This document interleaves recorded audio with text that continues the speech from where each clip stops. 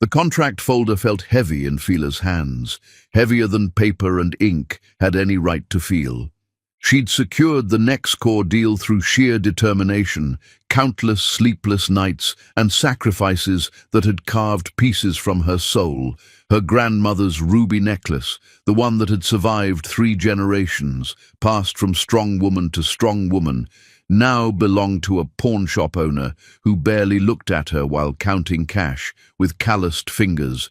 Her Mercedes, the car she'd bought herself before the marriage turned into quicksand, sold to a teenager whose father paid in crisp hundreds that smelled like new money and her old freedom.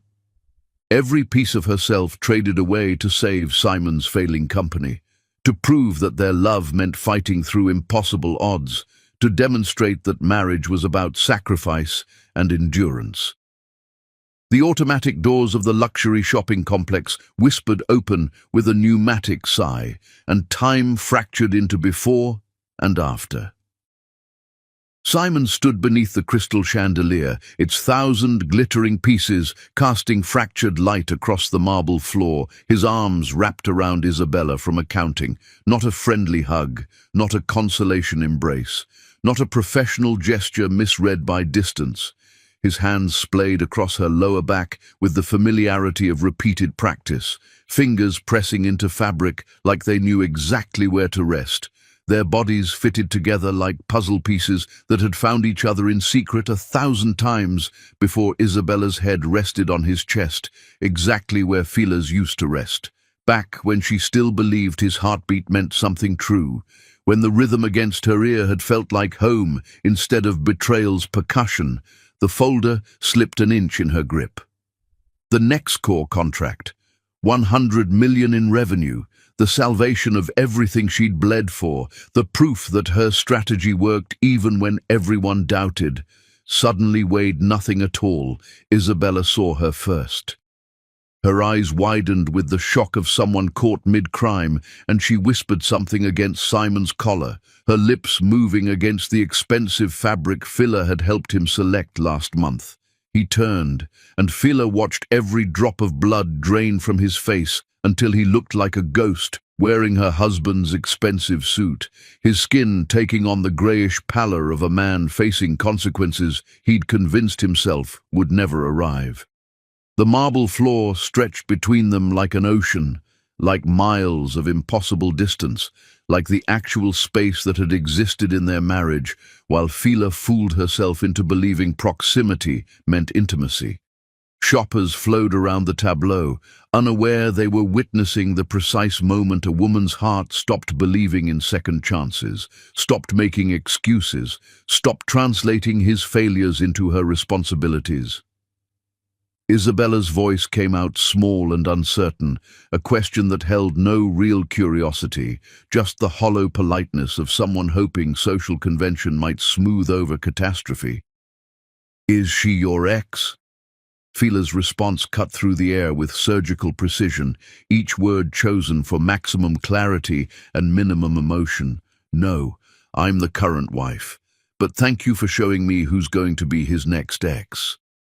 She didn't wait for the shock to register fully on their faces, didn't give Simon the satisfaction of seeing tears or hearing accusations or witnessing the collapse she felt happening inside her chest cavity where her heart had apparently been storing up rage for years. She turned on her heel and walked toward the banking center on the 3rd floor, her footsteps steady despite the earthquake happening inside her chest, despite her hands starting to tremble now that adrenaline was flooding her system.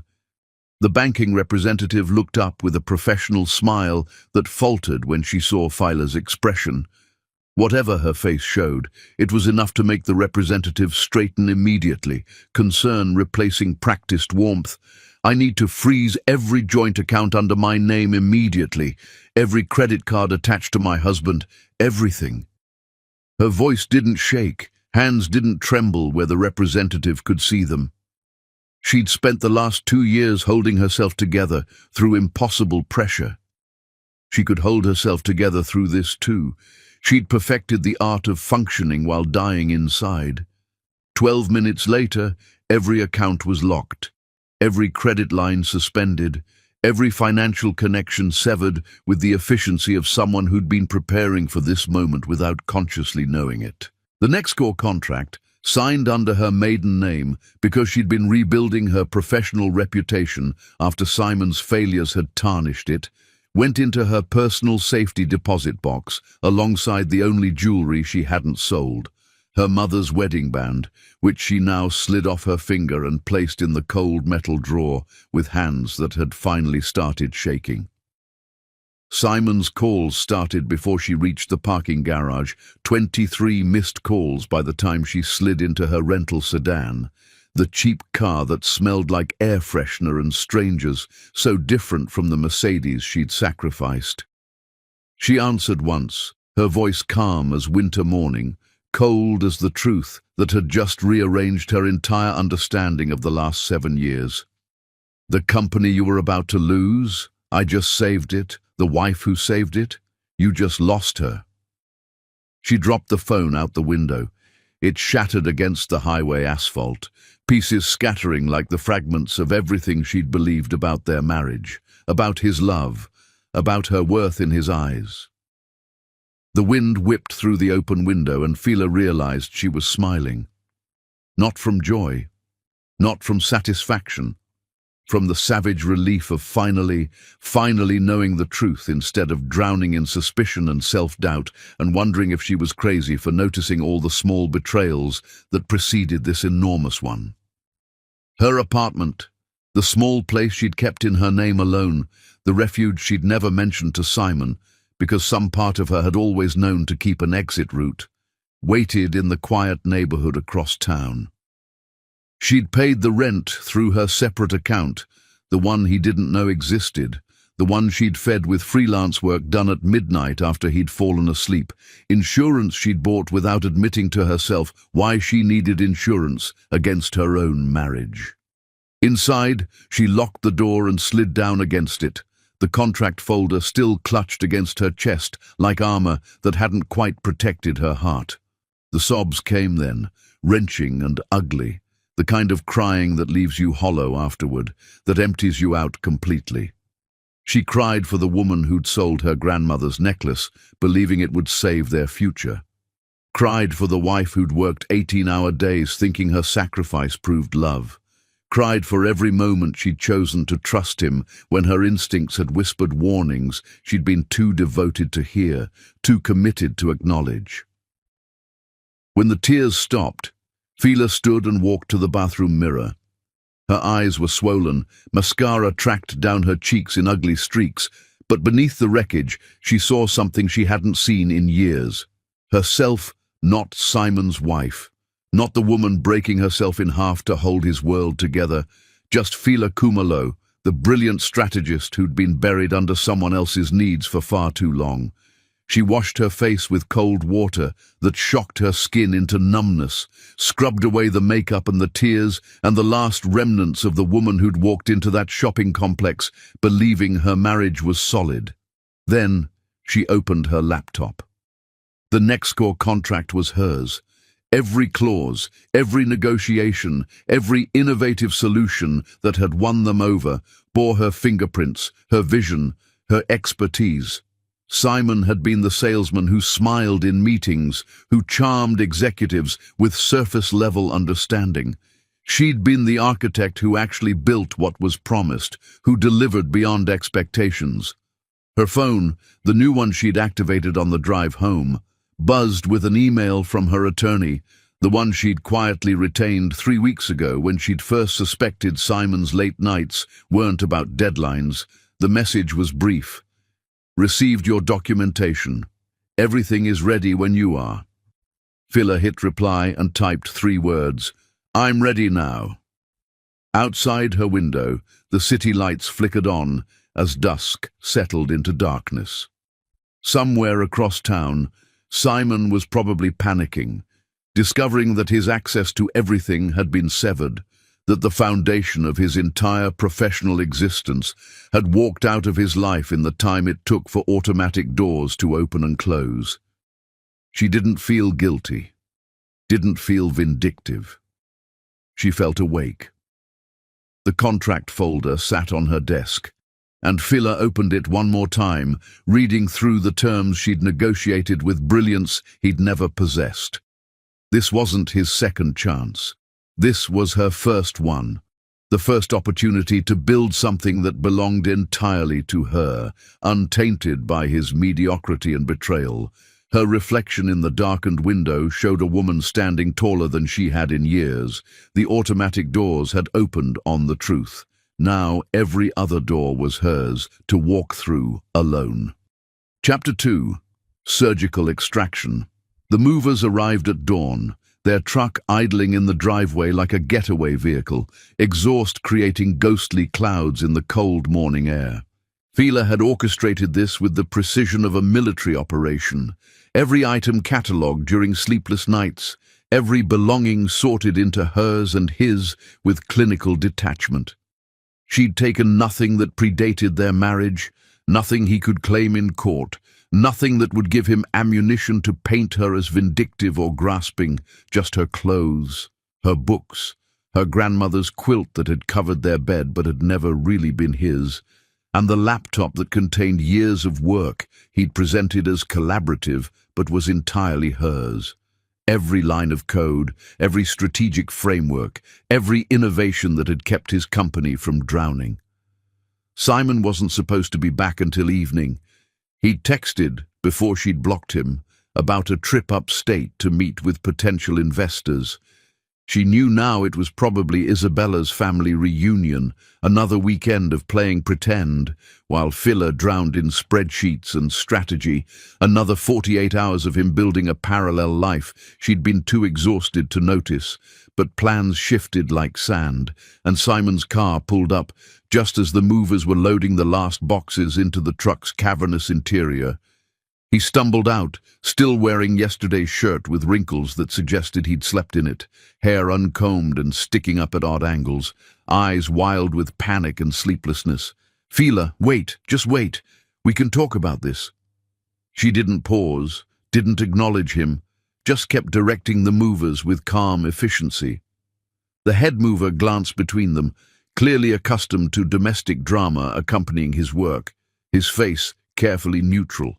"Everything you invested I'll pay back," Simon continued, his voice climbing desperately, cracking on certain syllables. "Every penny. The necklace money, the car, everything. Just don't do this, please." Phila finally turned to face him. "You can't pay back what you never valued." A sedan pulled up behind the moving truck, sleek and professional. Her attorney stepped out, briefcase in hand, expression professionally neutral, but eyes sharp with understanding. Simon's face shifted from desperate to defeated as he recognized what her presence meant, as he understood this wasn't impulsive rage, but calculated exit. "Mr. Harmer," the attorney said smoothly, voice carrying the authority of someone used to controlling difficult situations. "My client wishes to clarify some business matters. The next core contract was negotiated and secured entirely through Ms. Kumalo's professional relationships and expertise. All documentation supporting this has been compiled. Any attempt to claim ownership will be met with comprehensive legal response." Simon's mouth opened, closed, opened again, like a fish drowning in air. "The company is half yours, Phila. We built it together." "You're right that it's half mine," she replied evenly, her voice steady, despite the rage simmering beneath her composure. "Which is why I'm taking my half and leaving you with yours. The difference is, my half was the foundation. Yours was the paint." Her attorney handed him a folder, thick with legal documentation. "Dissolution of business partnership. Your signature acknowledging Ms. Kumalo's sole ownership of all intellectual property she developed, all client relationships she established, and all contracts she negotiated in exchange. You retain full ownership of the company name and physical assets." Simon flipped through the pages, his hands shaking so badly the paper rattled. "This leaves me with nothing. The clients all came through you. The solutions were your designs. You're gutting everything." "I'm taking what I built," Fila corrected, her tone almost gentle, which somehow made the words cut deeper. What's left is what you actually contributed. If that feels like nothing, perhaps that tells you something you should have learned years ago. He looked up at her, tears streaming now, all pretense of composure shattered like the phone she'd thrown on the highway. I love you. I made a mistake. One terrible mistake. Don't throw away 7 years over one mistake. It wasn't one mistake, Simon. It was 1,000 small betrayals that culminated in me seeing you hold another woman the way you promised to hold only me.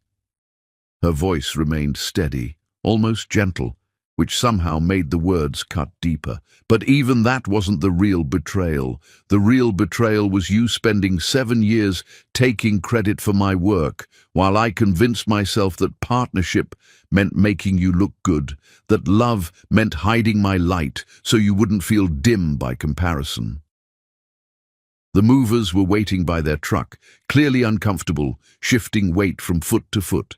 Fila nodded to them, and they closed the heavy doors with a metallic thud that sounded like finality.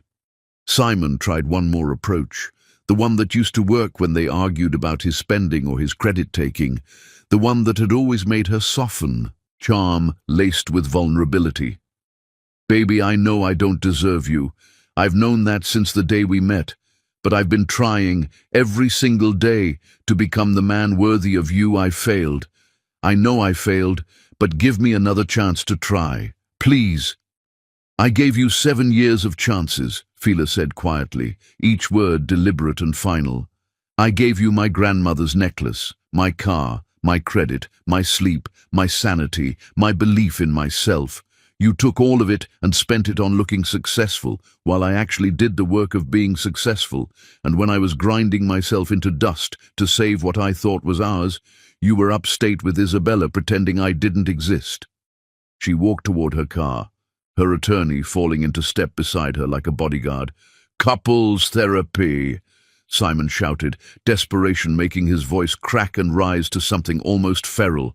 I'll do anything, any therapist you want, any schedule. I'll prove I've changed. I'll prove I can be what you need.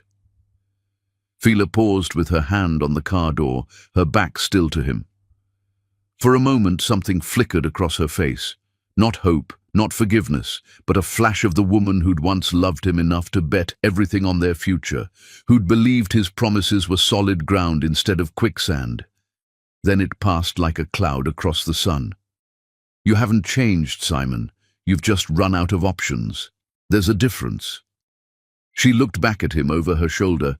You don't want to change. You want the consequences to disappear. The car door closed with a final click that echoed in the morning air. Through the window, she watched Simon collapse onto the front steps of the house they'd bought together, the house that still had 18 months of mortgage payments she'd been covering alone while he bought Isabella dinners and weekend getaways and whatever other small luxuries he'd justified as deserved. Her attorney slid into the passenger seat, settling her briefcase on her lap. He'll sign the papers. Men like him always do, once they realize their alternatives are worse. I don't care if he signs, Fila said, starting the engine, hands steady on the wheel. I have documentation for everything, every email showing my strategy, every client testimony about working with me specifically, every piece of intellectual property with my fingerprints. He can fight it if he wants. I'll still win. They drove in silence for several blocks before the attorney spoke again, her voice gentler now that they were away from the battlefield. Most people take longer to get here, the ability to walk away without looking back. Fila kept her eyes on the road, watching traffic flow around her like water around stone. I didn't just get here. I've been getting here for 2 years, every time I sold something precious to fund his dream, every time I worked through the night while he slept, every time I felt my intuition screaming warnings I refused to hear because I'd committed to making this marriage work no matter what it cost me. Her phone buzzed, the old one, the one she'd replaced, the one she'd kept active just to monitor his attempts at contact. 73 missed calls, 41 text messages. Every one a variation of desperation and promises she'd heard before, promises that had meant nothing when tested against his actual choices. At a red light, she powered it down completely and dropped it into her purse. That version of her life was over. That phone belonged to a woman who no longer existed. The new apartment waited, small but hers, paid for with money she'd earned, filled with space that belonged to no one's expectations but her own. And tomorrow, she'd start building something that Simon's mediocrity could never touch, could never claim, could never tarnish with his need to be important without doing important work. Chapter 3. Empire building begins. Fila's new office smelled like fresh paint and possibility, like new beginnings and clean slates. She'd chosen a modest suite in the professional district, nothing extravagant that would drain capital she needed for actual operations, just clean lines and large windows that let in morning light and made the space feel twice its actual size. The sign on the door read, "Kumalo Solutions," in understated gold lettering, elegant without being ostentatious, her maiden name reclaimed, her vision undiluted, her empire beginning. The next core contract became her anchor, her proof of concept, her validation that she could deliver excellence without Simon's name attached to it. They'd been thrilled to work directly with her, the actual strategist behind the proposals Simon had presented as joint efforts, while contributing nothing but his ability to smile convincingly in boardrooms. During their first official meeting without him, the Nextcore CEO had been remarkably candid, leaning back in his chair with visible relief. "We always knew the brilliance came from you, Ms. Kumalo. Your ex-husband was very good at PowerPoint presentations. You were the one who understood our actual needs."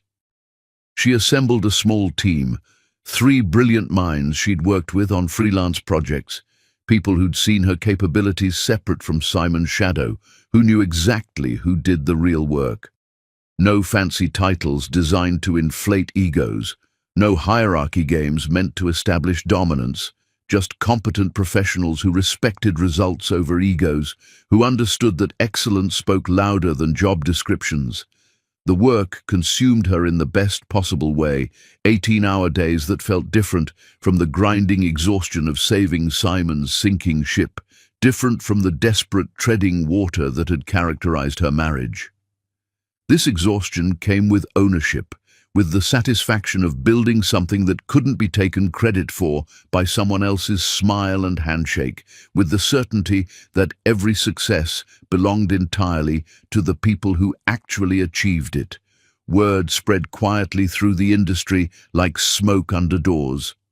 The talented strategist was available again, operating independently, no longer attached to the mediocre salesman who'd been riding her coattails. Companies that had contracted with Harmer Consulting specifically for projects Fila had led began reaching out, asking diplomatic questions about her availability, carefully avoiding direct criticism of Simon while making their preferences abundantly clear. Simon sent emails to several of them, desperate messages about partnership obligations and contractual relationships and shared intellectual property. It backfired spectacularly. Professional circles are smaller than people think, and his transparent attempts to claim ownership of her reputation made him look exactly like what he was: a salesman losing his product, a fraud being exposed, a mediocrity who'd been coasting on someone else's genius. One evening, hunched over her desk reviewing proposals while the city darkened outside her windows, Fila's assistant knocked tentatively. "There's a gentleman here to see you, Tobias Winters. He doesn't have an appointment, but he says he was impressed by your presentation at the Boston conference and wanted to introduce himself properly." Fila remembered him vaguely. Silver threading through dark hair, intelligent questions during the Q&A, eyes that seemed to actually process her answers instead of waiting for his turn to talk. She'd been too exhausted after that conference to network properly, had declined the after-party to collapse in her hotel room with room service and silence and the relief of being alone with her thoughts. "Send him in." Tobias Winters carried himself with the ease of someone comfortable in his own skin. No aggressive posturing, no need to dominate space. He simply extended his hand and said, "I apologize for dropping by unannounced. I tried calling, but your assistant mentioned you're screening calls carefully these days."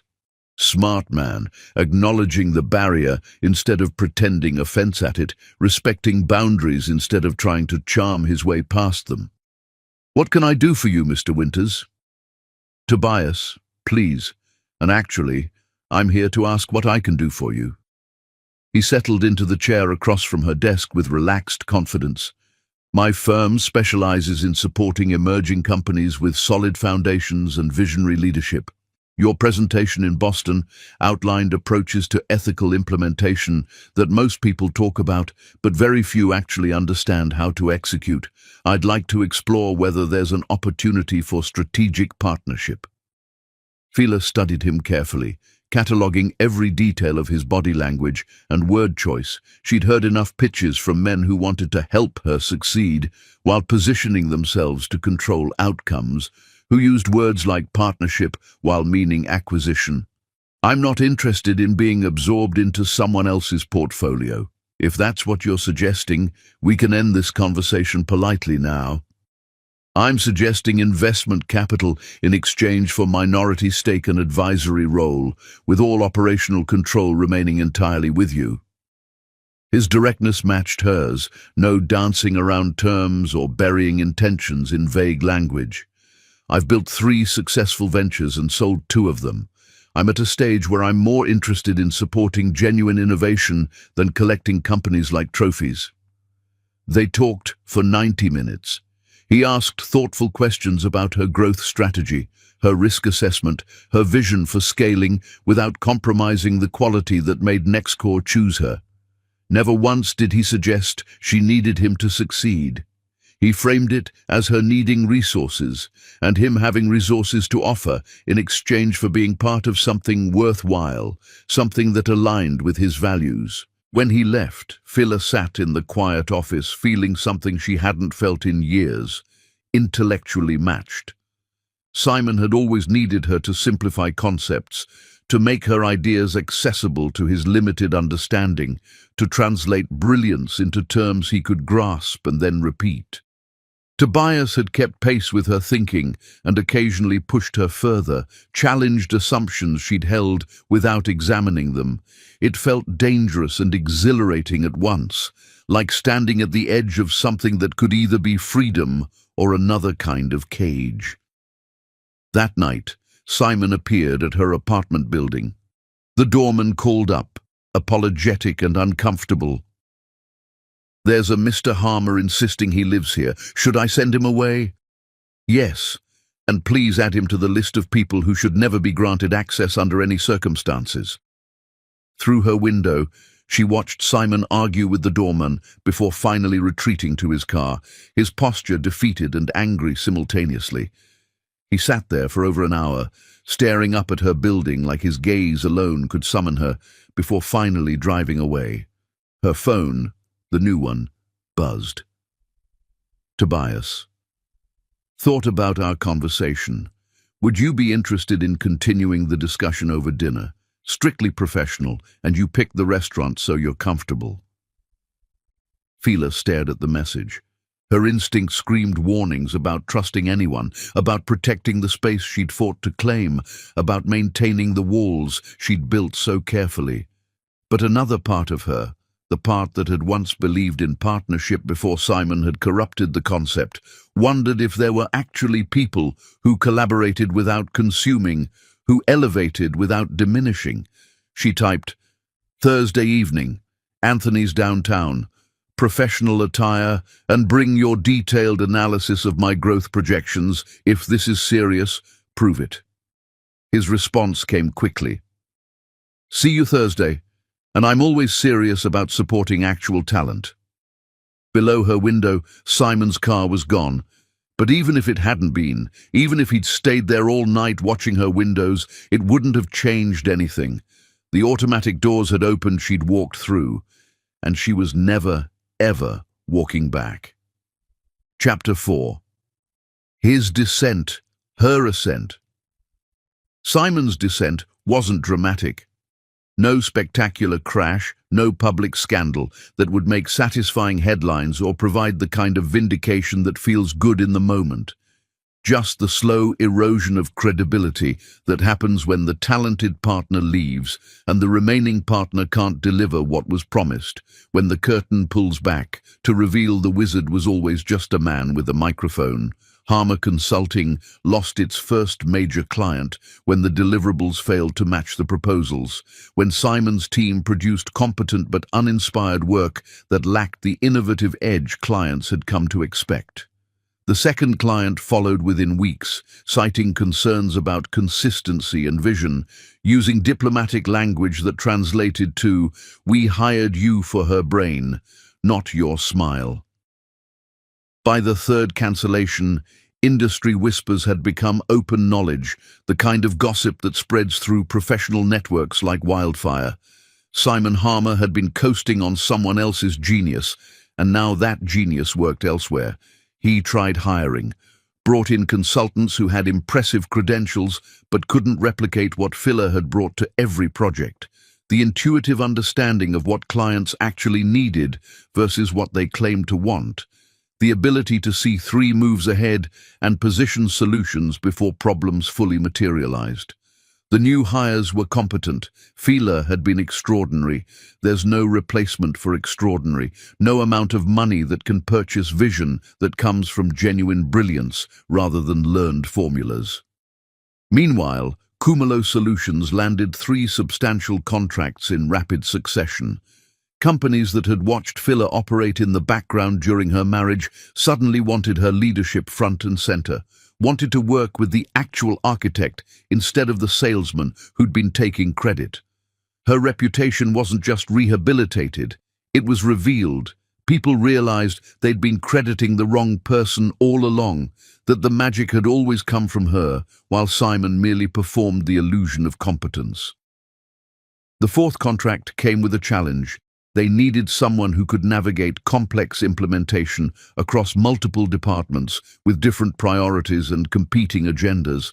Filler delivered a proposal so comprehensive, so elegantly solving problems they hadn't even articulated yet, that the CEO called her directly to express his admiration, to ask if she'd be interested in consulting on other projects beyond their initial scope.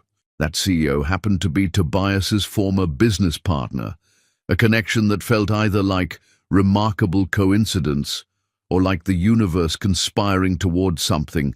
Their professional dinners had become regular occurrences, scheduled weekly now. Tobias reviewed her projections with the thorough attention of someone genuinely invested in her success, not someone positioning to take control. He challenged assumptions, offered perspectives shaped by his own failures and victories, and never once tried to redirect her vision to match his comfort zone or his understanding of how things should work. After their 5th dinner, as they left the restaurant into evening air that smelled like rain approaching, he said casually, "I'm divorced. Has been final for 3 years. Thought you should know that my interest in your company is genuinely about your company, but my interest in these dinners is becoming about more than business strategy." Filler stopped walking. "I'm not ready for that conversation." "I know, which is why I'm mentioning it now, so you're not wondering about my motivations, so you don't have to waste energy trying to decode whether I'm being professional or personal. Take whatever time you need. I'm patient." His honesty felt like cold water after years of Simon's manipulations, years of decoding hidden meanings, and trying to translate what was actually happening beneath the surface of his words. She appreciated it and feared it in equal measure. Simon discovered their dinners through the same industry whispers that had broadcast his declining reputation.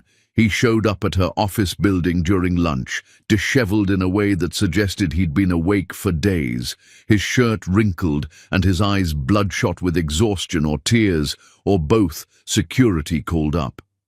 Filler came down herself, met him in the lobby where cameras and witnesses ensured safety.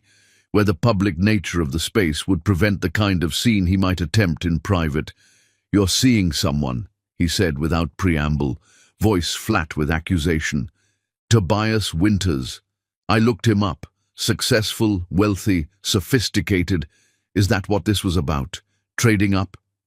"This is about me building a career separate from your shadow," Fila replied calmly, refusing to be pulled into his narrative.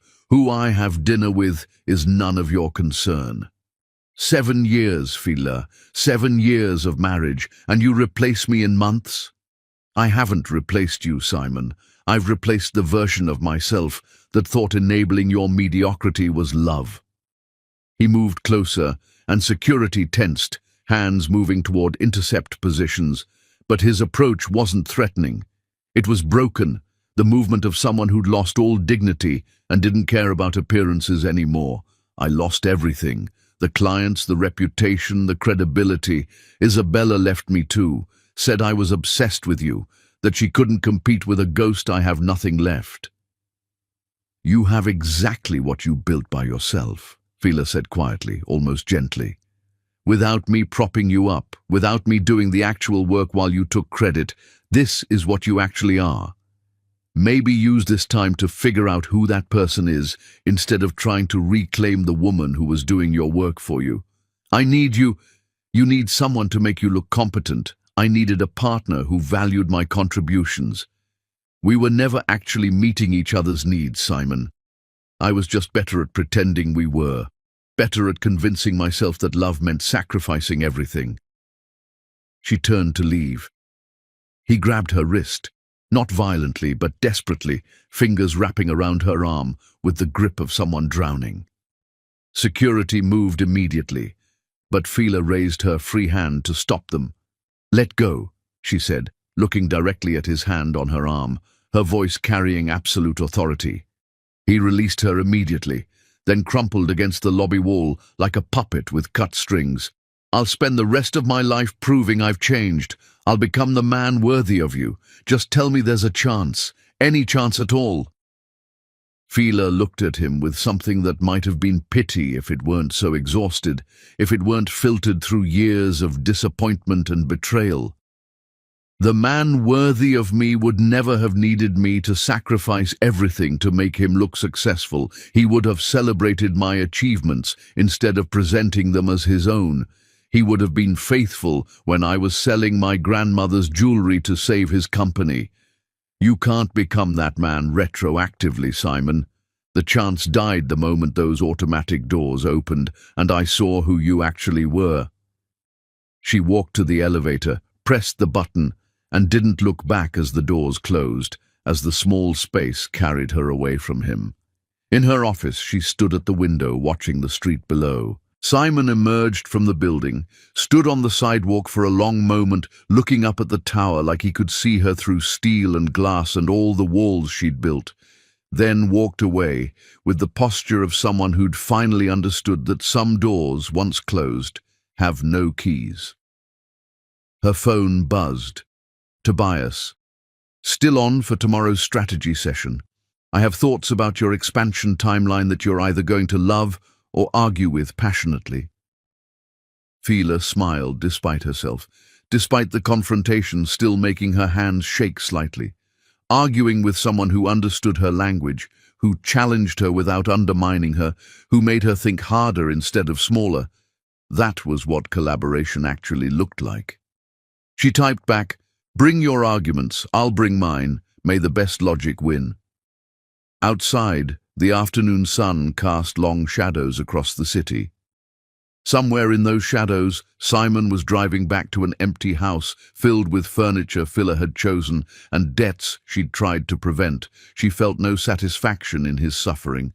She felt the quiet power of knowing his suffering wasn't her responsibility anymore. Chapter 5. The Dinner of Consequences. The restaurant Simon chose was deliberate in its significance, the same place he'd proposed 7 years ago, the corner table where he'd promised her forever while sliding a ring across white tablecloth, where she'd said yes, believing his promises were foundation instead of performance, Fila agreed to meet him there, not from sentimentality, but from strategy.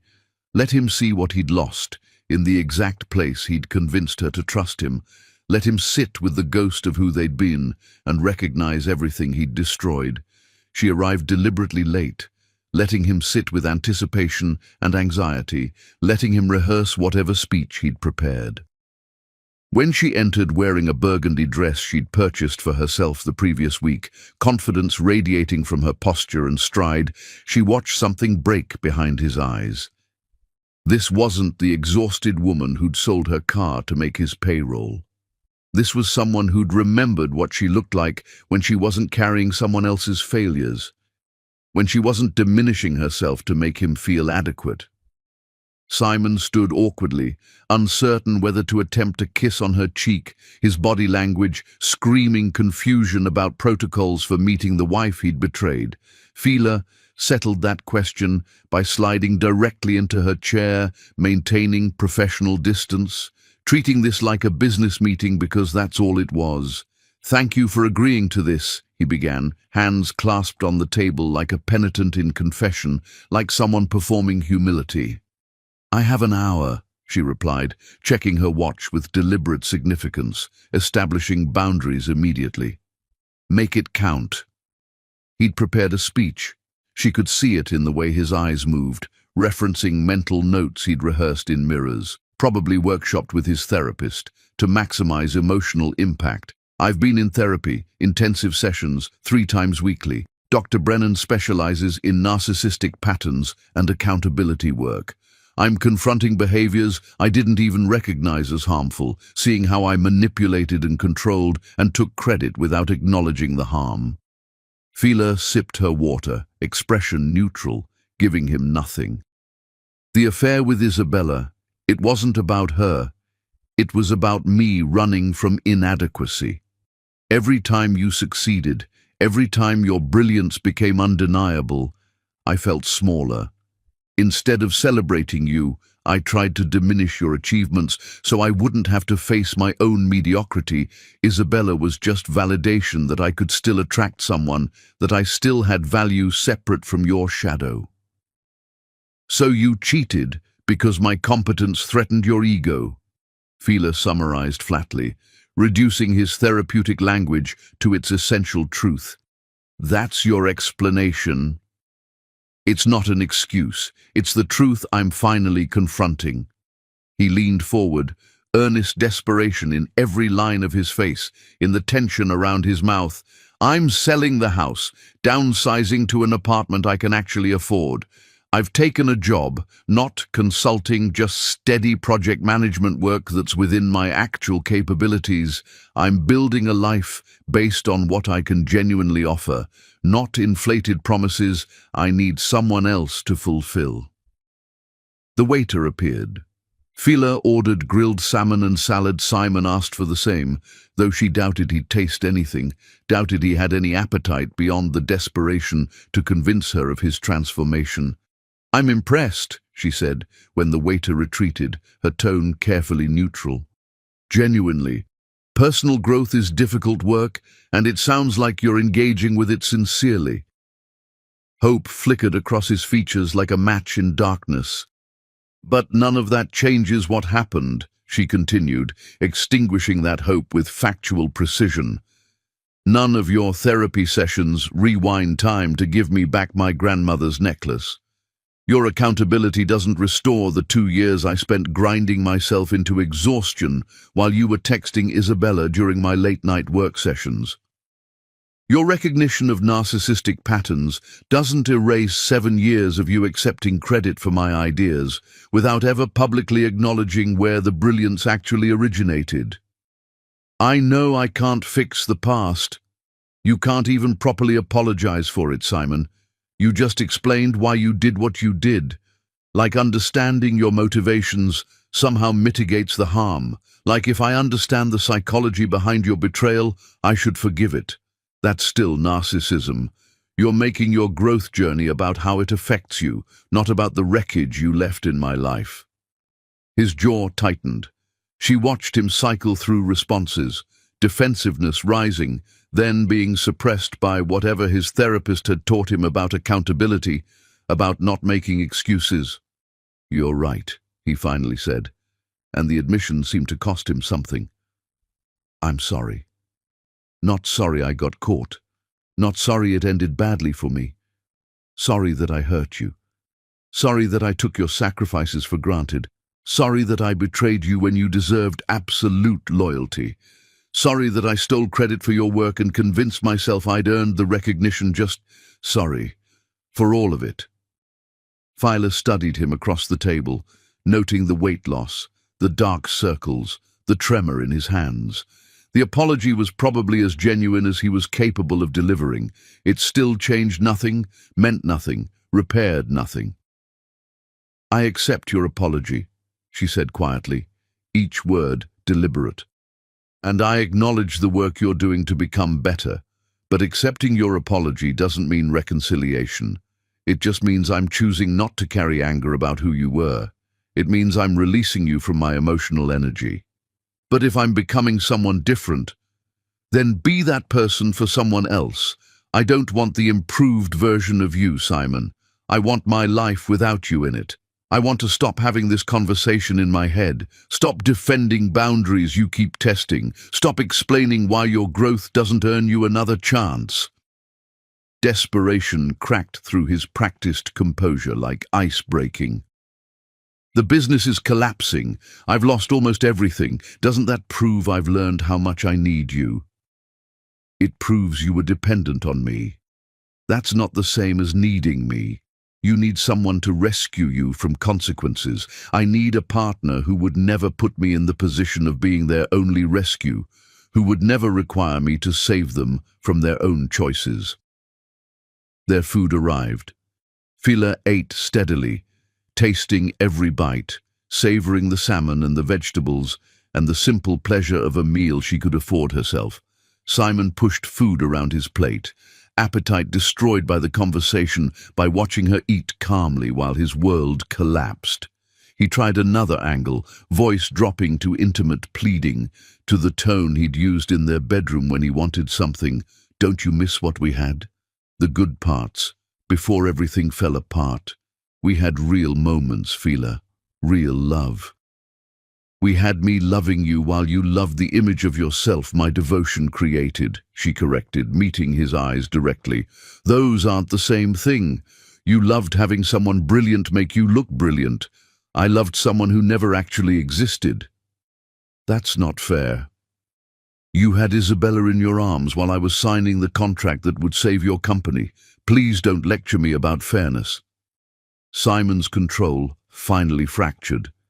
His voice rose enough to draw glances from nearby tables, heads turning toward the commotion. "I made one mistake, one affair. People rebuild from worse." "People rebuild when both parties want to rebuild," Fila said calmly, refusing to match his volume, refusing to give him the satisfaction of making her lose composure. "I don't want to rebuild with you. I want to build something entirely new, with someone who doesn't require me to sacrifice my identity to prop up his ego. Someone like Tobias Winters." Bitterness poisoned his tone, turning his features ugly. "Is that what this is about? You already found my replacement. This is about me finding myself again after 7 years of losing myself in your needs, in your expectations, in your constant requirement for validation." She placed her napkin on the table, meal barely touched, but appetite satisfied by the conversation's conclusion. As she stood to leave, Simon grabbed her wrist across the table, the same desperate gesture he'd used in her office lobby. The same grasping that characterized everything about how he related to her. "I will spend the rest of my life proving I've changed." Fila looked at his hand on her arm, then met his eyes with absolute finality, with the cold certainty of someone who'd made a decision and wouldn't be swayed. "Spend it however you want. Just spend it away from me." She pulled her wrist free gently and walked toward the exit. Behind her, Simon called out once more, "I love you. That has to count for something." She paused at the restaurant door, looking back at him one final time. It counts for 7 years of me believing love meant sacrificing everything. Now I know better. Outside, twilight painted the sky in shades of amber and violet. Tobias waited beside his car, leaning against it with relaxed patience, scrolling through his phone, but looking up immediately when she emerged. He'd offered to drive her home after the dinner, understanding without being told that she might need someone steady nearby afterward. "How'd it go?" he asked as she approached. He apologized. He's in therapy. He's downsizing his life. He's genuinely trying to improve. But none of that earns him another chance at destroying me. None of it rewinds time. None of it makes me want him back. Tobias opened the passenger door. "Good. Would have been worried about your judgment if you'd said otherwise." As they drove through the city streets, Fila watched Simon through the restaurant window. He sat alone at the table, shoulders collapsed inward, staring at her abandoned meal like it contained answers instead of salmon going cold. She felt no triumph, no satisfaction, just the quiet relief of having said everything that needed saying and meaning every word. Tobias glanced at her. "You hungry? Looked like you barely touched dinner." "Starving, actually. Thai place near your apartment makes incredible curry. We could grab takeout, and you could tell me about it if you want, or we could grab takeout, and you could tell me about literally anything else. Your choice." Fila smiled. The first genuine smile she'd managed all evening. "Curry sounds perfect. And maybe we talk about your expansion thoughts for my company. Something productive instead of dwelling on what's already dead." "Deal." Through the rearview mirror, the restaurant faded into distance. Fila didn't look back, didn't waste energy wondering if Simon was still sitting there or if he'd left. The dinner of consequences had served its purpose. Simon knew where he stood now, firmly in her past, with no path forward, with no amount of therapy or transformation that would change her decision, and that knowledge felt like the final door, closing on a chapter she was ready to stop rereading. Chapter 6. Parallel Universes. Simon's campaign of redemption became increasingly desperate and increasingly public, a performance designed for an audience that wasn't watching. He started a personal blog titled Rebuilding After Betrayal, where he documented his therapy sessions in vague emotional terms, never naming Fila, but writing with enough identifying details that anyone in their professional circles knew exactly who the brilliant partner I betrayed referred to. Each post accumulated comments praising his vulnerability and courage, which he screenshot and somehow made sure circulated through mutual connections, evidence he was trying to frame as proof of his transformation. Flowers arrived at Fila's office every Monday morning without fail, a ritual of attempted atonement. Different arrangements each week, always expensive, always accompanied by handwritten cards quoting poetry about second chances and redemption and the patience required to earn back trust. Her assistant asked once if she should stop accepting them, if turning them away at delivery might send a clearer message. Fila instructed her to donate every bouquet to the hospital 3 blocks away, where patients might actually appreciate them, where beauty might serve someone who wasn't using it as manipulation. Every Friday, a letter appeared in her mailbox, handwritten on expensive stationery that probably cost more than he could afford. Each one outlined specific changes Simon was making. Boundaries he'd established with female colleagues, financial transparency practices he'd implemented, ways he was learning to celebrate others' successes without feeling threatened. The letters were well written, emotionally intelligent, probably workshopped with his therapist to maximize impact while maintaining plausible deniability about harassment. Fila read the first 3, then started recycling them unopened. His growth journey wasn't her concern anymore. His transformation wasn't her responsibility to witness or validate. While Simon performed his redemption for an invisible audience, Fila actually transformed, actually built something, actually became the person she'd always had potential to be.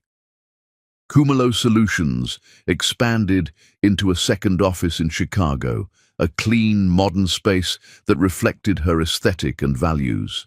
She hired carefully, prioritizing talent that had been overlooked by traditional systems, women returning to work after raising families, immigrants whose credentials weren't respected despite their brilliance, younger professionals who had vision but lacked connections.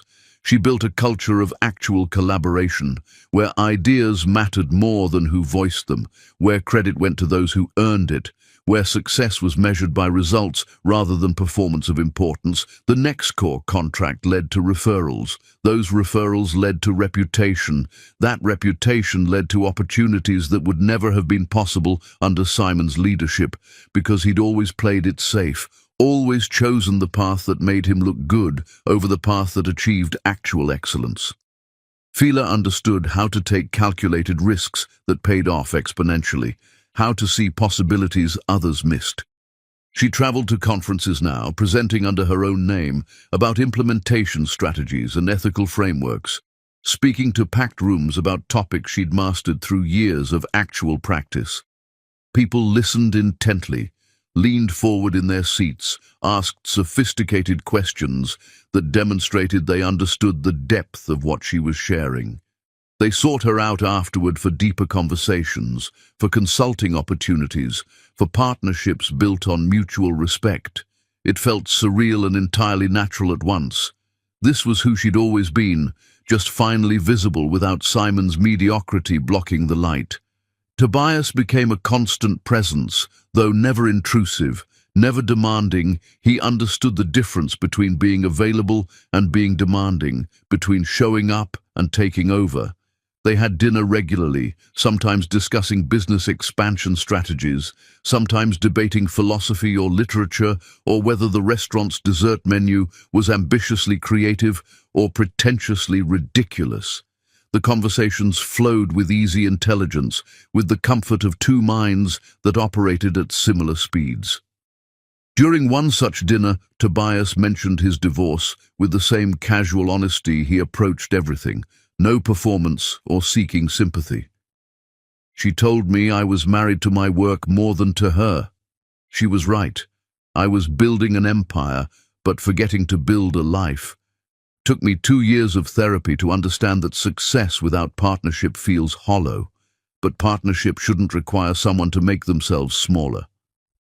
That's remarkably self-aware, Fila observed, appreciating his ability to own his failures without drowning in them. That's remarkably expensive therapy, he corrected with a slight smile, but worth it. I'd rather be alone and honest than coupled and performing someone I'm not. Their conversations flowed with the ease of intellectual equals, of people who genuinely enjoyed each other's company. He challenged her thinking without dismissing it, appreciated her expertise without fetishizing it, made her laugh without trying too hard, and crucially, never once pressured her about where their relationship was heading, content to let it develop at whatever pace felt natural. After one late dinner, walking to their cars through the parking garage that echoed with their footsteps, Tobias said casually, "I'm falling in love with you. Have been for months. But I need you to know. I don't need you to say it back. I just needed to be honest." Fila stopped walking, her breath catching in her throat. That's not a casual thing to say. I know, which is why I waited until I was certain, until I'd examined it from every angle to make sure this was real and not just attraction or admiration. He met her eyes steadily, no flinching from vulnerability. You're rebuilding your entire life. I'm not trying to insert myself into that process or rush anything. Just wanted you to know where I stand, so you're never wondering or guessing. His transparency felt revolutionary after 7 years of Simon's manipulations and hidden agendas, 7 years of trying to decode what was actually happening beneath surface conversations. She kissed him, not desperately, not as a declaration of forever, but as an acknowledgement of something real growing between them, something built on honesty instead of need, on admiration instead of dependency. When they pulled apart, Tobias said quietly, "We can go as slow as you need. I appreciate that, because I'm still figuring out who I am, separate from who I was in that marriage." "Then keep figuring it out. I'll be here when you're ready for more." The following week, Fila returned from a successful client presentation to find a package on her desk.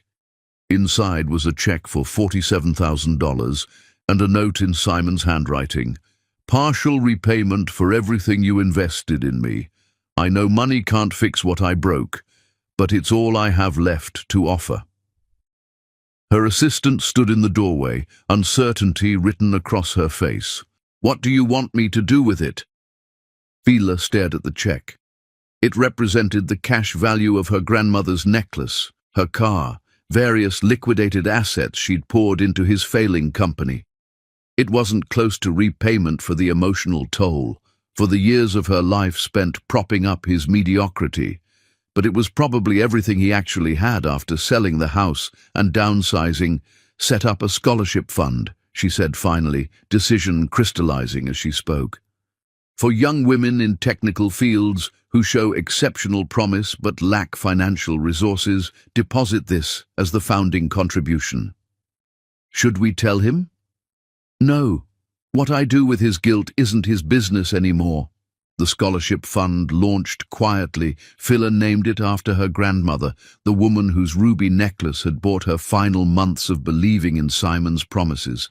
It felt right, transforming that loss into something that would help other women avoid sacrificing themselves for men's mediocrity. Simon's weekly letters continued arriving like clockwork. Fila's recycling bin filled with unopened envelopes, each one testament to his refusal to accept her silence as answer. His blog posts grew more maudlin, more clearly fishing for her attention through performative vulnerability, through crafting himself as the tragic figure, learning too late what he'd lost. His flowers kept being donated, kept brightening hospital rooms instead of manipulating her. And through it all, Fila kept building, kept expanding, kept becoming more fully herself than she'd ever been when half her energy went toward propping up someone else's ego. One evening, reviewing quarterly projections with her core team, Fila realized she'd stopped thinking about Simon entirely. Unless forced to, by his intrusions, he'd become irrelevant. Not through active effort to forget him, but through the simple fact that her present was too compelling to waste mental space on her past. That night, she met Tobias for dinner. He had an idea about expanding into consulting for non-profits, bringing her ethical implementation frameworks to organizations that couldn't typically afford high-level strategic support. They talked for 3 hours, ideas building on ideas, excitement generating momentum, both contributing equally to a vision that belonged to neither individually but to them collectively. Walking to her car afterward, Tobias took her hand, a simple gesture that felt monumental in its ease, in its lack of demand or pressure. "This is what partnership looks like," Fila said aloud, the realization landing with quiet power. "What do you mean?" "You just spent 3 hours helping me develop an idea that doesn't benefit you at all.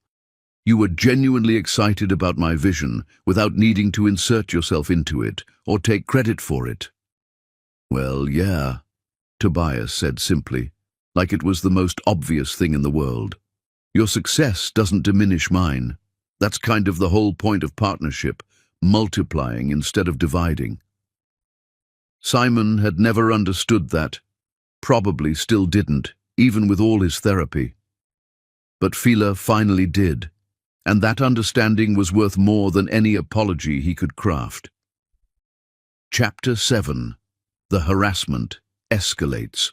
The conference in Houston should have been routine, just another speaking engagement in the calendar that had filled up rapidly as her reputation solidified. Fila was presenting a keynote about inclusive implementation strategies, the kind of presentation she could deliver in her sleep now, though she never did. She prepared meticulously for each audience, tailored examples, coordinated with event organizers about timing and logistics and what specific challenges their industry faced.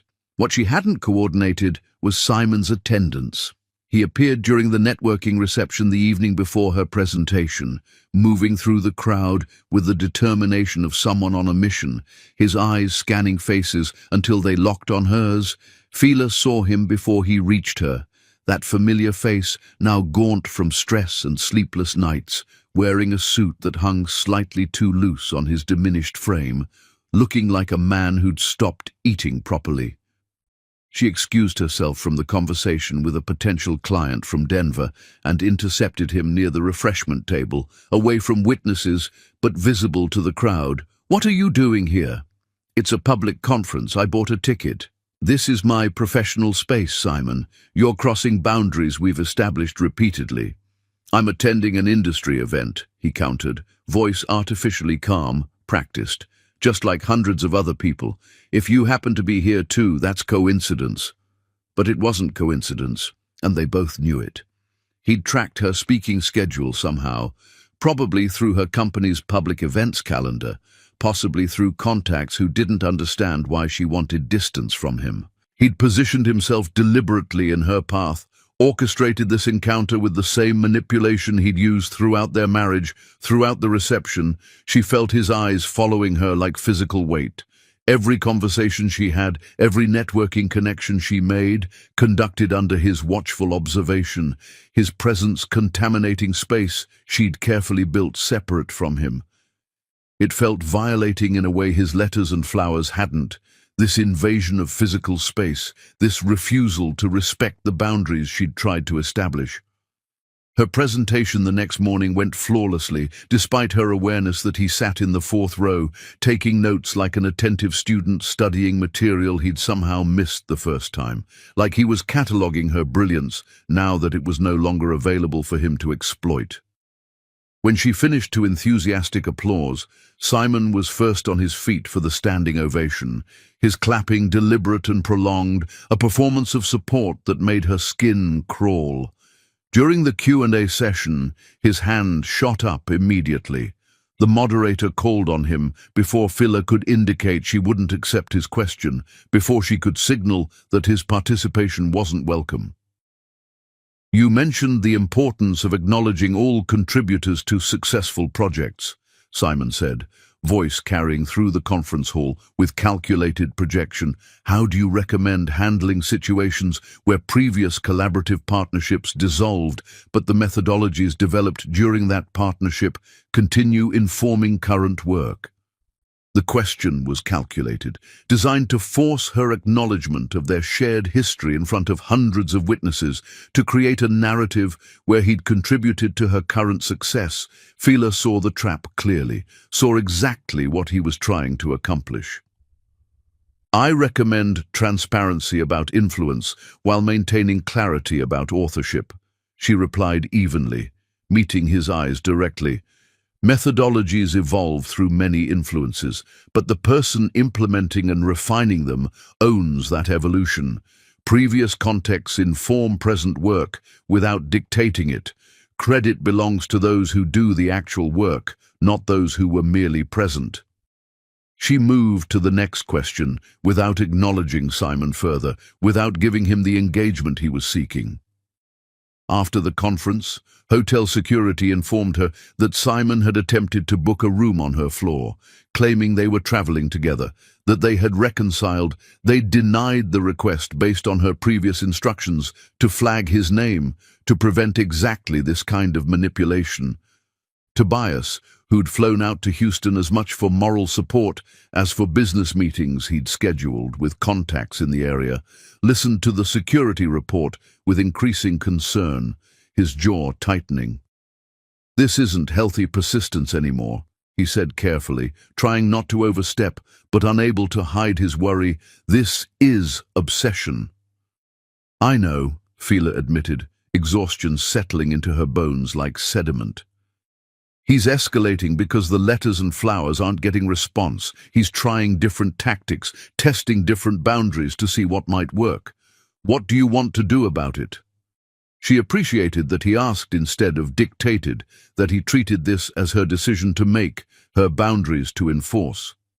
I want to make it legally clear that further contact is harassment, that there are consequences beyond my personal refusal. Her attorney drafted a comprehensive cease and desist letter, backed by documentation of the flowers, the letters, the blog posts that violated her privacy by sharing identifying details of their relationship, the conference attendance that constituted stalking behavior. The legal language was precise, professional, and unambiguous. Any further direct or indirect contact would result in restraining order proceedings.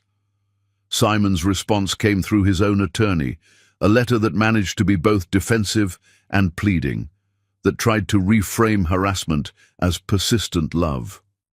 Mr. Harmer requests one final opportunity for couples therapy. He believes marriage counseling could provide structured space for reconciliation attempts.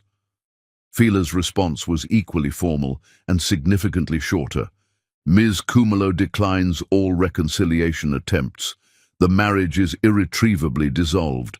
Further contact will be met with legal action. For 2 weeks, silence. Blessed, beautiful silence. Fila began to hope the legal intervention had actually worked, that Simon had finally understood the seriousness of her boundaries. Then, her company's social media coordinator showed her Simon's latest blog post, her expression apologetic and angry simultaneously. It was titled, "When Success Requires Amnesia," and detailed his version of their relationship, how he'd supported her career development, encouraged her professional growth, stepped back to let her shine, only to be discarded when she no longer needed him, carefully worded to avoid direct lies, but constructed to paint himself as the selfless partner, destroyed by her ruthless ambition, the loyal husband abandoned when he was no longer useful. The comments section filled with supporters calling Fila ungrateful, mercenary, cruel for abandoning someone who'd loved her through her struggles. Some people clearly knew who she was from context. Others were just generic internet moral philosophers rushing to judgment based on carefully curated information. Her attorney added it to the harassment documentation, the file growing thicker.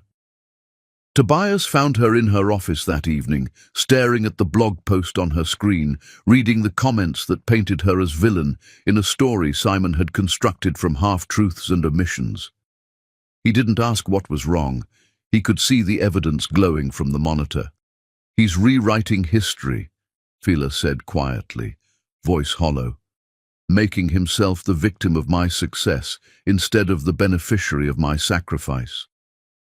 People who matter know the truth. Do they? Or do they just know competing narratives and choose whichever feels more compelling, whichever confirms their existing beliefs about how relationships work?" Tobias pulled a chair beside her, rather than staying on the opposite side of the desk, closing the physical distance to offer solidarity. "The people who've worked with you know your integrity. The clients who've experienced your brilliance know your competence. The colleagues who've watched you build something from nothing know your strength. Simon can perform victimhood for internet strangers, but he can't erase your actual reputation with people who matter." She leaned against him, drawing comfort from his solidity, from the certainty in his voice. "I just want him to disappear, to move on with his life and let me move on with mine. That would require him to accept that he lost something irreplaceable and it's actually gone. Some people never accept that. Some people spend years trying to force reality to match their fantasy." The next conference Fila attended, security had Simon's photo with explicit instructions, his face added to watch lists. When he attempted to register, they quietly denied him entry and informed Fila immediately, allowing her to present without the contamination of his presence. His blog post about being excluded from professional spaces due to personal relationship complications portrayed him as persecuted, as censored, as punished for loving too much. Her attorney filed preliminary restraining order paperwork, documenting the pattern of escalation, the refusal to respect boundaries.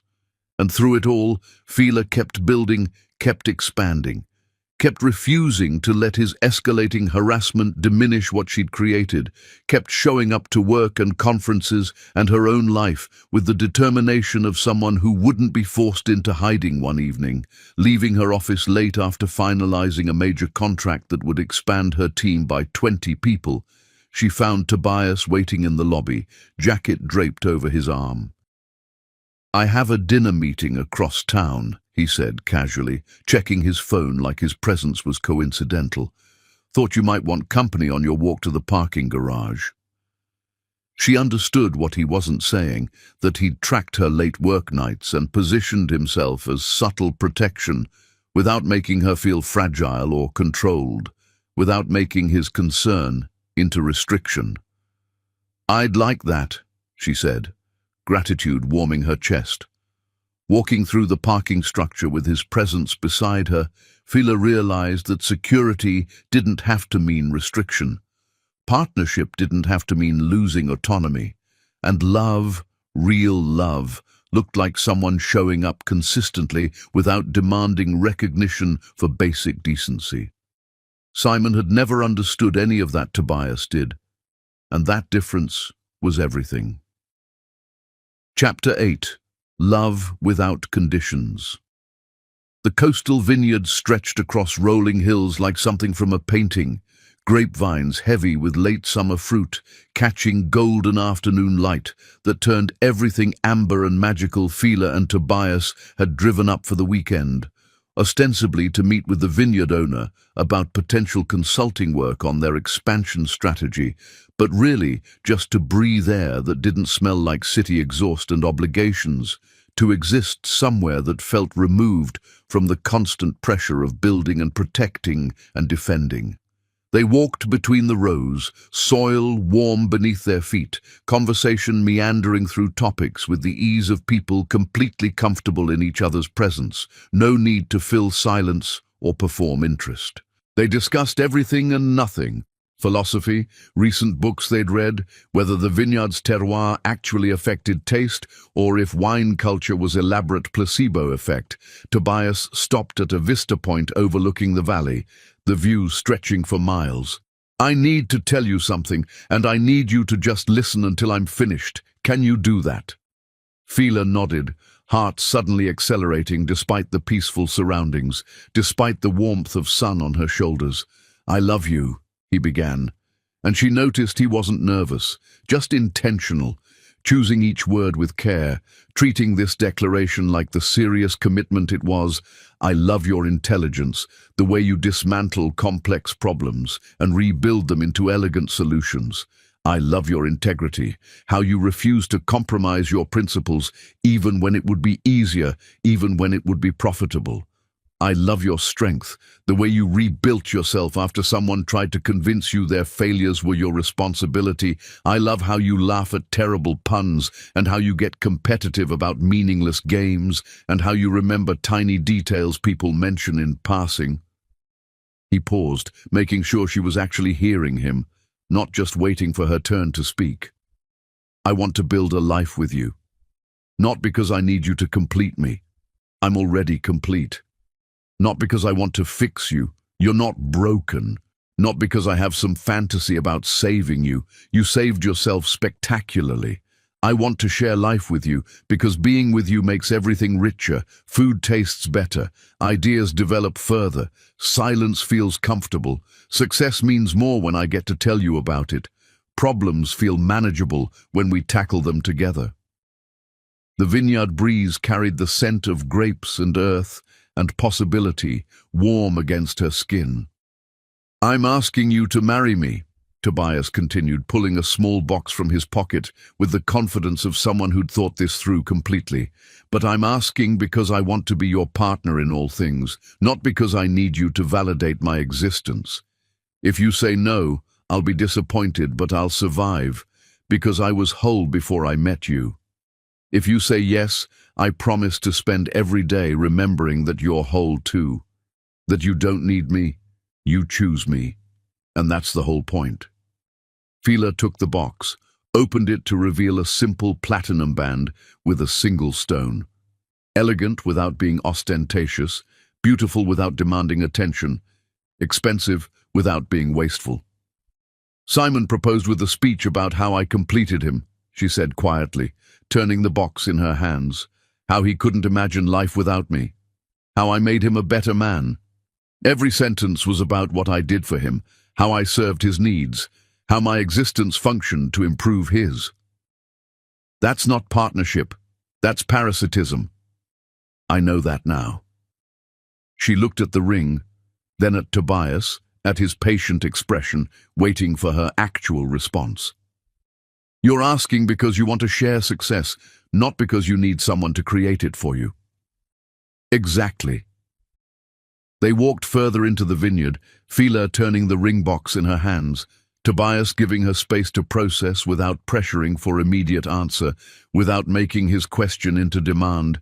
I spent 7 years believing love meant sacrifice, she finally said, voicing thoughts she'd been processing for months. That partnership required making myself smaller so someone else could feel bigger. That devotion was measured by how much of myself I was willing to erase. And now?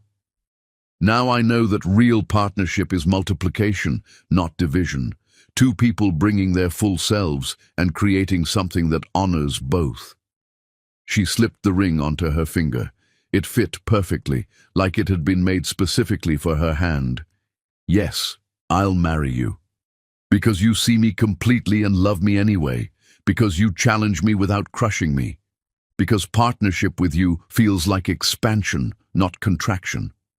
Tobias kissed her then, gentle and certain.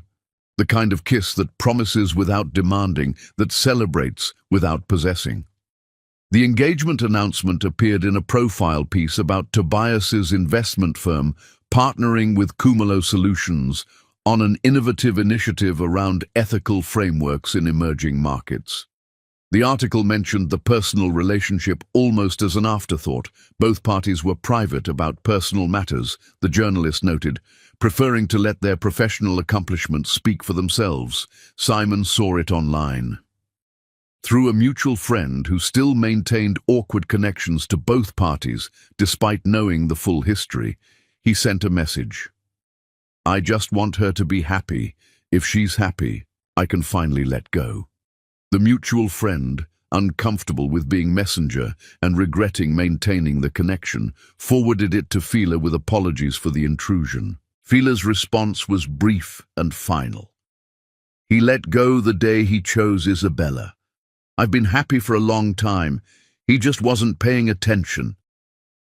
She asked the mutual friend to make clear this was the last communication she'd accept through intermediaries. Any further contact would be documented as harassment and added to legal proceedings. Then she deleted the message thread and returned her attention to wedding planning, to the joyful work of creating a celebration that honored both her and Tobias. Unlike her first wedding, which had been Simon's vision executed with her labor, traditional and expensive and designed to impress his family and colleagues, this celebration would be intimate and meaningful.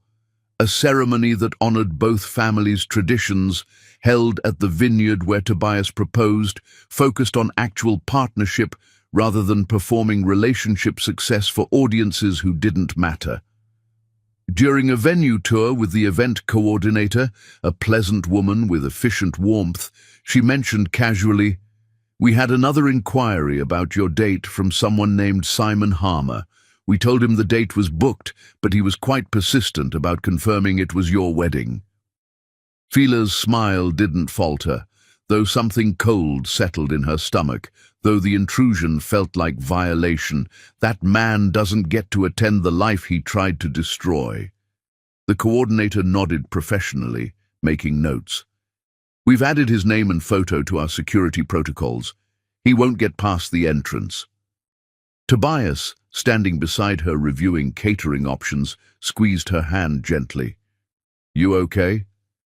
"I'm better than okay. I'm protected by people who actually respect my boundaries." They selected menu options that blended both their preferences, confirmed timing that worked for family traveling from different states, discussed music preferences that reflected them both. Every choice felt collaborative, neither person dominating decisions, both contributing preferences that got synthesized into something reflecting them both. That evening, reviewing the day's decisions over wine on Tobias's deck, overlooking the city lights beginning to flicker on, Phyla said quietly, "I keep waiting for this to feel too good to be real, for the other shoe to drop." "That's trauma response," Tobias replied gently, understanding in his voice. "When you've been betrayed, happiness feels suspicious. Your brain learned that good things precede bad things, so it stays vigilant." "How do I stop waiting for betrayal?" "By noticing I keep showing up without betraying you, by accumulating evidence that contradicts your fear, by giving time the chance to prove I'm consistent." She leaned against him, watching the sunset paint the sky in shades of copper and amber. "Thank you for being patient with my healing. You're not broken, you're healing. There's a difference." Somewhere across the city, Simon was probably composing another blog post about loss and redemption, probably crafting another letter outlining his transformation journey, probably finding new ways to insert himself into a narrative Phyla had moved beyond completely. But here, in this moment, with Tobias's arm around her shoulders and wedding plans taking shape and a future built on actual partnership spreading before her, Simon's obsession felt distant and irrelevant. The automatic doors had opened on truth. She'd walked through, and she was never, ever looking back. Chapter 9. His final performance. The week before the wedding, autumn arrived early with crisp mornings and leaves turning amber and gold. Phyla was finalizing seating arrangements in her office when her mother called, voice tight with restrained anger that vibrated through the phone line. "That man is at my house." Phyla's blood went cold, pen freezing mid-notation. "Simon is at your house? Showed up 20 minutes ago with flowers and some ridiculous letter. Your father is handling it, but I thought you should know immediately." She grabbed her keys, told her assistant to cancel her afternoon meetings without explanation, and drove across town with her heart hammering against her ribs like it was trying to escape her chest. This wasn't persistence anymore. This was escalation that crossed into genuine alarm, into territory that required intervention. By the time she arrived, Simon's car was still in her parents' driveway, blocking the mailbox. Her father stood on the front lawn, arms crossed, expression thunderous in a way she'd rarely seen. The protective rage of a parent watching their child be harassed. Simon sat on the porch steps, head in his hands, the picture of theatrical despair that might have moved her years ago, but now just looked pathetic. Phyla parked and approached slowly, assessing the situation with the same strategic mind she brought to business problems. Neighbors had noticed the commotion. Curtains twitched in windows. A few people stood in their yards pretending to garden, while clearly watching the drama unfold. Her father saw her first. "I told him you weren't interested in his apologies. He won't leave." Simon looked up, and Phyla was shocked by how wrecked he appeared. Weight loss had carved hollows under his cheekbones that looked skeletal. Dark circles shadowed his eyes like bruises. His hands trembled slightly as he stood, the shake of someone who'd been living on stress and sleeplessness. "Phyla, please, just 5 minutes. That's all I ask." "You don't get to ask me for anything anymore," she replied calmly, positioning herself between him and her parents' front door. "You definitely don't get to harass my parents in their own home." "I'm not harassing. I'm trying to give you this." He held out an envelope, thick with pages, his hand shaking. "It's everything I've been working on. My therapy breakthroughs, my financial recovery plan, my complete understanding of what I destroyed and how I've changed. Just read it, please. 5 minutes of your time. No. The simplicity of her refusal seemed to break something in him, seemed to shatter whatever fragile hope he'd been carrying. I've spent 2 years becoming worthy of you. 2 years of therapy, accountability work, facing my narcissism, rebuilding my entire approach to relationships. I've documented every step, changed everything about how I operate. Doesn't that earn me one conversation? You've spent 2 years trying to earn back something that wasn't yours to lose, Fila corrected quietly, each word deliberate and cutting. I was never yours, Simon. I was your partner, and you betrayed that partnership. What you've been doing isn't transformation, it's performance. You're not becoming better for yourself. You're becoming whatever you think will convince me to come back. That's not true. It is true. Real growth happens because you want to be better, not because you want to win back what you lost. You're still making everything about you, your pain, your redemption, your journey. You showed up at my parents' house, created a scene in their neighborhood, frightened my mother, and you think that demonstrates change, that demonstrates respect for boundaries. Simon's face crumpled, features collapsing like a sandcastle hit by waves. I love you. I've always loved you. I made one terrible mistake. You made 1,000 mistakes, Fila interrupted, voice rising slightly despite her intention to stay calm, despite wanting to maintain composure. You took credit for my work for 7 years. You spent my sacrifices like they were your entitlement. You cheated when I was selling my grandmother's jewelry to save your company. Isabella wasn't one mistake. She was the moment I could no longer ignore what you'd been all along. A user, a taker, someone who saw my brilliance as resource to exploit rather than partner to celebrate. Tears streamed down his face now, ugly crying that made him look even more pathetic, and part of Fila felt the old impulse to comfort him, to make his pain smaller. She crushed that impulse deliberately, recognizing it as the same pattern that had kept her trapped for years. I've changed, he sobbed, the words breaking apart. I'm not the man who hurt you. Good. Then go be that man somewhere else. Build a life based on who you've become instead of obsessing over who you lost. Find someone who gets to experience your growth without carrying the scars from your previous failures. But leave me alone. Stop showing up places I exist. Stop writing about our relationship online. Stop sending flowers and letters and performing transformation like it earns you access to my life. You're marrying him, Tobias. I've seen the announcements. Yes, I'm marrying someone who respects me, who celebrates my success instead of resenting it, who would never dream of taking credit for my work or betraying me when I'm vulnerable, someone who's actually my partner instead of my dependent. Simon stood abruptly, and Fila's father stepped closer, protective instinct activated, body language making clear he'd physically intervene if necessary. But Simon just swayed slightly, looking defeated rather than threatening, looking like a man who'd finally run out of strategies.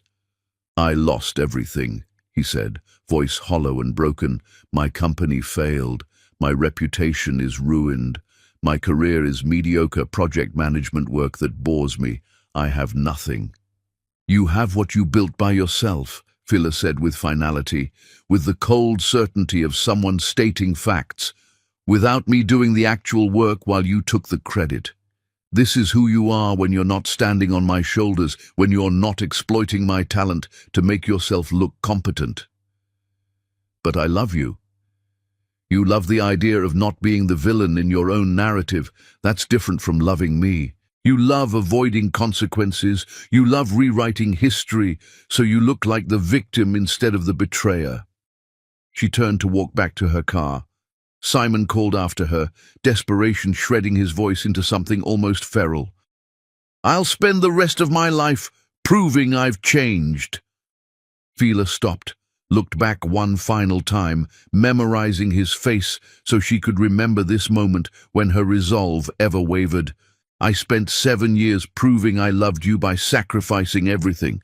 I'm done proving anything to you, and you should be done proving anything to me. We're finished, Simon. Not because you haven't changed enough, but because I've changed completely.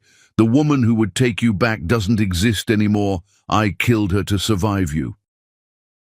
She got in her car and drove away without looking in the rearview mirror, hands steady on the wheel despite adrenaline making her heart race. Her father called an hour later to report that Simon had finally left after sitting on their porch for another 40 minutes, staring at the street like he was waiting for her to change her mind and return. He'd left the envelope of documentation, which her father had immediately disposed of without reading, had thrown in the trash with yesterday's newspapers. Phila's attorney documented the incident, added it to the growing file of harassment evidence that was becoming disturbingly thick, and began formal restraining order proceedings that would create legal consequences for further contact. That evening, Tobias found her on the terrace of their shared home.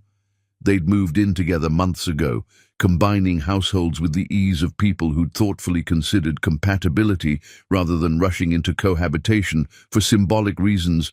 "Your mom called me," he said gently, settling into the chair beside her. "Told me what happened.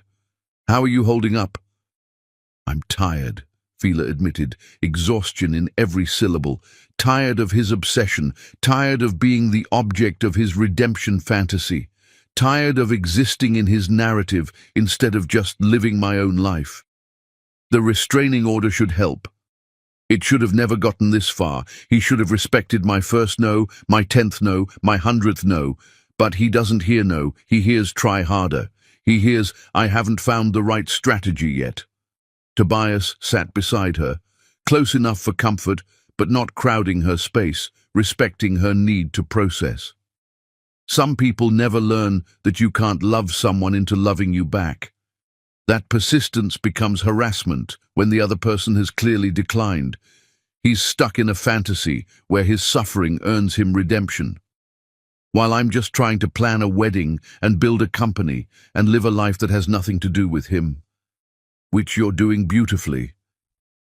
They sat in comfortable silence as the evening darkened around them. Inside, wedding invitations waited to be mailed. Invitations Simon would never receive, to a celebration he'd never attend, honoring a partnership he'd never understood how to create. The next day, security protocols at Phila's office were updated with Simon's photo and explicit instructions. The vineyard received the same information, with additional details about the restraining order in progress, with instructions to call police immediately if he appeared. And slowly, finally, his presence began to fade from her daily awareness. The blog posts stopped updating. The last entry dated weeks in the past. The letters stopped arriving. Fridays coming and going without envelopes in her mailbox. Mutual friends reported he'd taken a position in Seattle, far from the professional circles where Phila's reputation continued ascending, far from the constant reminders of what he'd lost. On her wedding day, Phila's phone had 0 calls from him, 0 texts. The silence felt like the actual ending. Not dramatic, just complete, standing in the vineyard's preparation room, wearing a dress she'd chosen for herself, her mother fastening buttons down her back with gentle fingers.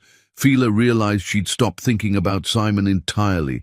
Unless someone brought him up, he'd become irrelevant, not through forgiveness or closure, but through the simple fact that her present was too extraordinary to waste mental space on her past. "Ready?" her mother asked softly. Phila looked at her reflection, confident, radiant, whole. "I've been ready for a long time." Outside, Tobias waited at the altar, not to complete her, but to celebrate her, not to rescue her, but to partner with her, not because she needed him, but because they chose each other, and that choice, made from wholeness rather than wounds, made all the difference. Chapter 10. Empire of Two. The morning sun poured through floor-to-ceiling windows, casting golden light across the home Phila and Tobias had built together. Literally built, designing every detail to reflect them both. Fila stood in the kitchen making coffee, barefoot on warm tile, wedding ring catching the light as she moved through the familiar ritual of beginning another day outside. The city sprawled beneath their hillside home, morning fog burning off to reveal downtown towers glittering in early light. Cumulo Solutions now occupied 3 floors of a downtown building, employing nearly 300 people whose talent had been overlooked by systems designed to recognize conventional success.